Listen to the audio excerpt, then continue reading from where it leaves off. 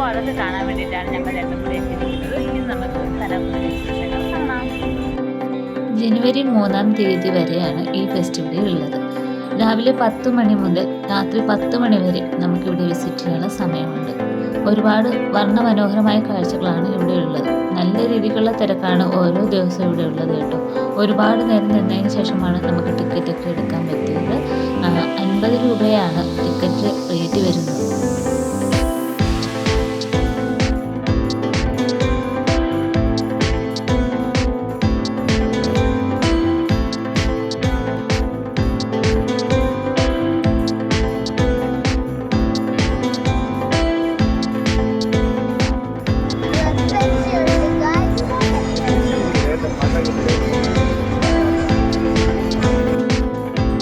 കുട്ടികളെ അട്രാക്ട് ചെയ്യാനായിട്ട് ഒരുപാട് സെക്ഷൻസ് ഇവിടെ ഉണ്ട് കേട്ടോ.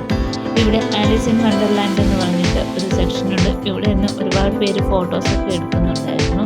ഇത് കൂടാണ്ട് റെഫ്ലേഷ്യ അങ്ങനെയുള്ള ഒരുപാട് കൂണ് ഇങ്ങനെയുള്ളവയൊക്കെ വെച്ച് ഡിസൈൻ ചെയ്തിട്ടുണ്ട്. ലൈറ്റിംഗ് അറേഞ്ച്മെൻ്റ് ഒക്കെ ഇത്തവണ ഒരുപാട് വെറൈറ്റി ആയിട്ടാണ് ചെയ്തിരിക്കുന്നത്.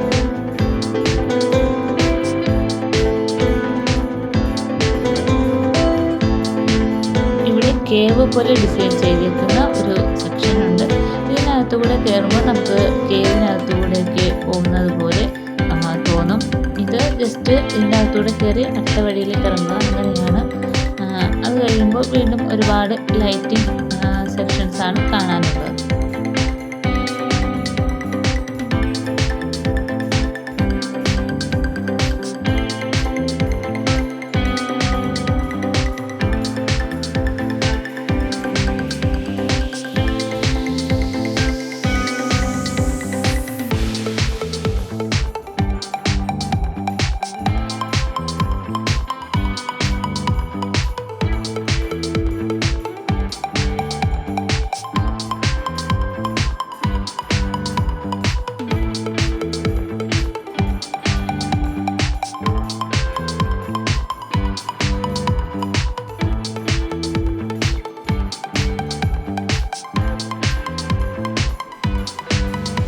ഇവിടെ ലൈറ്റിൻ്റെ ഷോസ് മാത്രമല്ല കേട്ടോ, വസന്തോത്സവവും നടക്കുന്നുണ്ട്. അപ്പോൾ ഫ്ലവർ ഷോ ഇതൊക്കെ കഴിഞ്ഞ് മുകളിലേക്ക് പോകുമ്പോഴാണ്.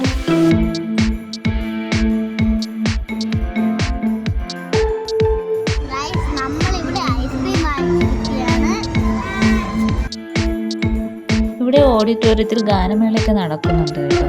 അപ്പോൾ ഓരോ തവണയും ഇവിടെ ഫെസ്റ്റൊക്കെ വെക്കുമ്പോൾ ഇതുപോലെ ഓഡിറ്റോറിയത്തിൽ ഓരോ പ്രോഗ്രാംസൊക്കെ നടക്കാറുണ്ട്.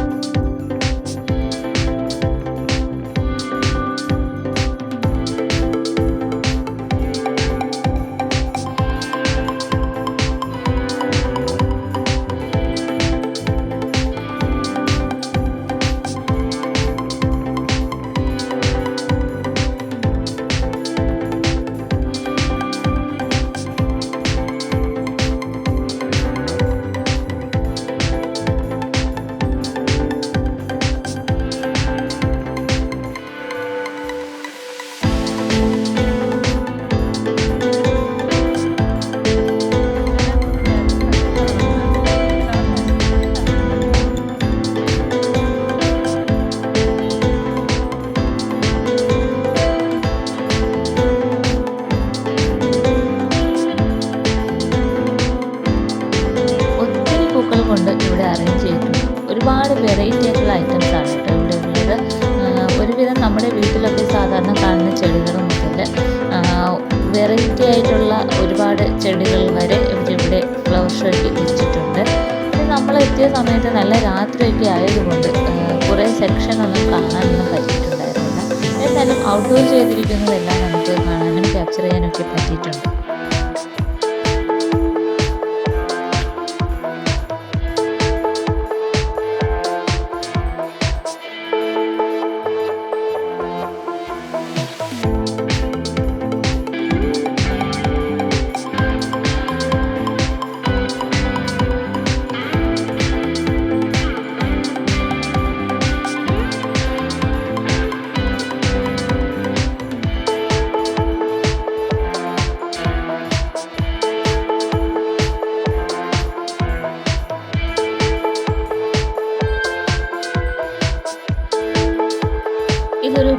പോലെ കെട്ടിയിരിക്കുന്നതാണ് കേട്ടോ. അപ്പോൾ ഇതിൻ്റെ അകത്ത് കയറുമ്പോൾ നമുക്ക് ശരിക്കും ഒരു ക്രിസ്മസ് വൈബൊക്കെ ഫീൽ ചെയ്യും. ലൈറ്റിംഗ് അറേഞ്ച്മെൻറ്റൊക്കെ വളരെ മനോഹരമായിട്ടാണ് ചെയ്തിരിക്കുന്നത്. അതുകൊണ്ട് തന്നെ ഇവിടെ ഫോട്ടോ എടുക്കാനൊക്കെ നല്ല രീതിക്കുള്ള തിരക്കുണ്ടായിരുന്നു.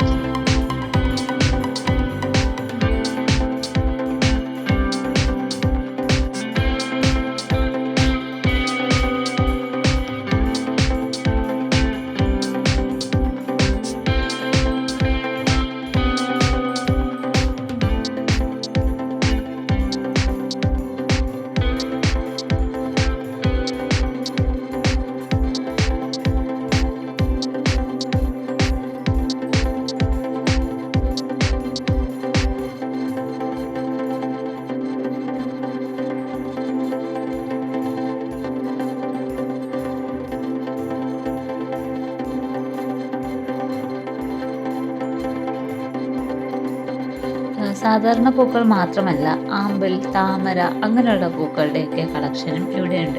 ഇതുകൂടാതെ മുള്ളുചെടികൾ, മരങ്ങൾ അങ്ങനെയുള്ള ചെടികളുടെയും കളക്ഷൻസൊക്കെ ഇവിടെയുണ്ട്.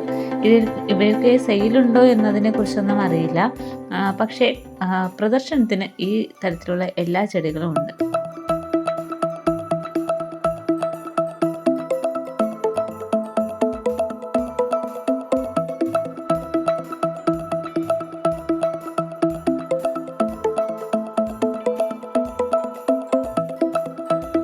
നടന്ന് ക്ഷീണിച്ചിരുന്നവർക്ക് ഇരിക്കാനായിട്ട് വിശാലമായ ഇരിപ്പിടങ്ങളും ഇവിടെ ഒരുക്കിയിട്ടുണ്ട്.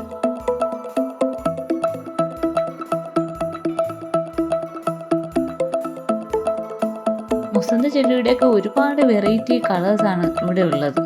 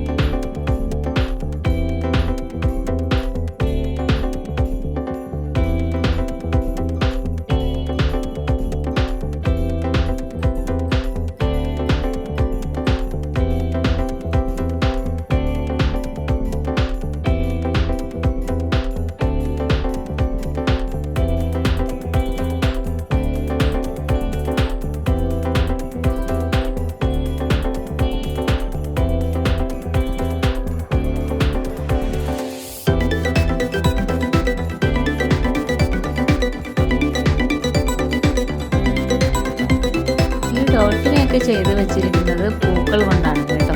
ഇതുകൂടാതെ ഇതിൻ്റെ തൊട്ടടുത്ത് തന്നെ ഓർക്കിഡുകളുടെ കുറേ കളക്ഷൻസ് ഉണ്ട്.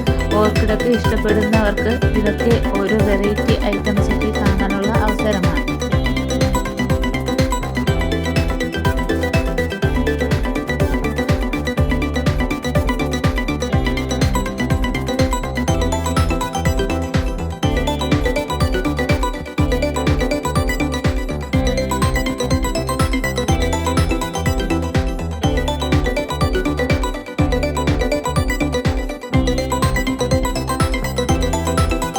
ഇതൊക്കെ കണ്ടു കഴിയുമ്പോൾ ഇതിൻ്റെ തൊട്ടടുത്തായിട്ട് ഫുഡ് കോർട്ടുണ്ട്. പിന്നെ കുട്ടികൾക്ക് കളിക്കാനുള്ള പാർക്ക് പോലെയുണ്ട്.